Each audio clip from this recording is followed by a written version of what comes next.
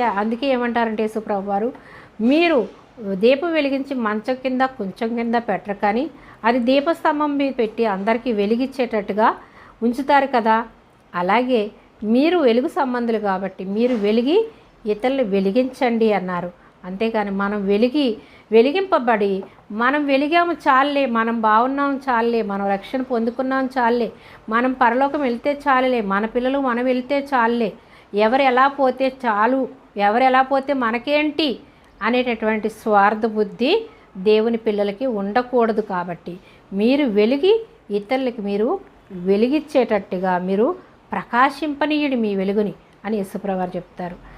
అదే మాట 350 సార్లు కన్నా ఎక్కువ సార్లు ఉపయోగించారు యేసుప్రభువారు. ఈ బైబిల్ మొత్తంలో 350 సార్లు కన్నా ఎక్కువ వ్రాయబడి ఉంది. అయితే యోహాను సువార్త